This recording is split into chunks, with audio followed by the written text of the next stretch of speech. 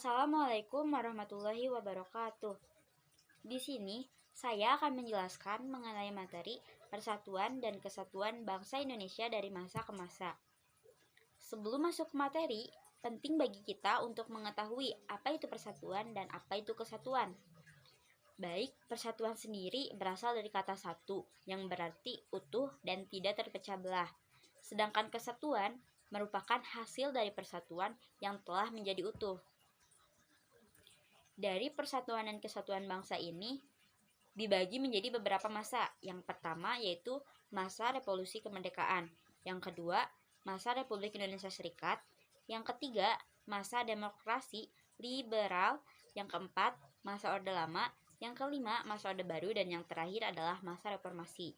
Baik, sebelumnya tujuan saya membuat video ini adalah untuk memenuhi salah satu tugas dari mata pelajaran Pendidikan Pancasila dan Kewarganegaraan yang ditugaskan oleh Bapak Sopian SPD dengan NIP yaitu 1976 09 11 2014 09 1001.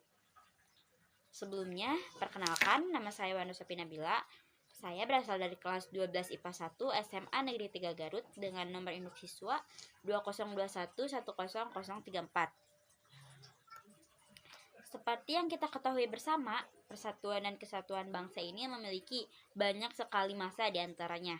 Namun, pada kesempatan kali ini, saya hanya akan menjelaskan lebih lanjut mengenai masa Orde Lama. Masa Orde Lama yang periodenya dimulai sejak 5 Juli tahun 1959 sampai dengan 11 Maret 1966. Orde Lama merupakan istilah yang baru saja muncul ketika Indonesia memasuki masa Orde Baru. Masa Orde Lama mengacu pada sistem perpolitikan di Indonesia setelah kemerdekaan, yaitu sejak tahun 1945 hingga tahun 1966. Masa Orde Lama yang dipimpin oleh Soekarno berlangsung sejak tahun 1945 sampai dengan tahun 1966 atau sekitar kurang lebih 22 tahun.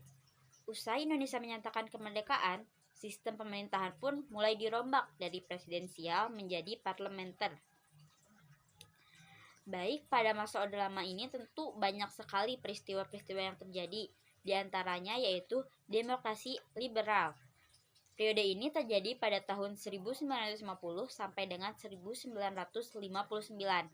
Jadi sejarah singkat Orde Lama berlanjut ketika Indonesia menganut sistem politik demokrasi liberal. Di tahun ini mulai diberlakukan Undang-Undang Republik Indonesia Serikat serta Undang-Undang Dasar Sementara 1950 yang menganut tentang sistem parlementer.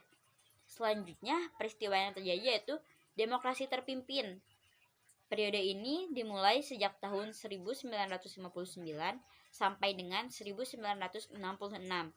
Periode ini disebut sebagai demokrasi terpimpin sesuai dengan hasil dekret Presiden tahun 1959 yang menyatakan bahwa semua sistem pemerintahan dikendalikan oleh Presiden secara sepenuhnya.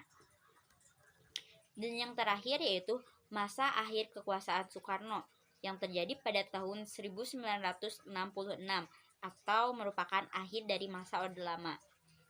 Jadi kedekatan Presiden Soekarno dengan para partai komunis Indonesia membuat rakyat tidak senang, bahkan hal tersebut membuat reputasi Presiden Soekarno menurun dan sudah tidak dipercayai lagi. Maka atas dasar itu Presiden Soekarno menyerahkan jabatannya yaitu pada 23 Februari 1967 di Istana Negara. Kekuasaan pemerintah resmi diserahkan ke pemegang surat perintah 11 Maret yaitu Jenderal Soeharto. Baik, mungkin cukup sekian yang dapat saya sampaikan. Terima kasih dan mohon maaf apabila ada kesalahan baik dari penjelasan, penuturan kata maupun pengejaan. Jika teman-teman menyukai video saya, teman-teman boleh banget dukung channel ini dengan cara like dan subscribe. Dan bagi teman-teman yang ingin memberikan kritik dan saran yang membangun, boleh banget untuk mengunjungi kolom komentar di bawah. Terima kasih. Wassalamualaikum warahmatullahi wabarakatuh.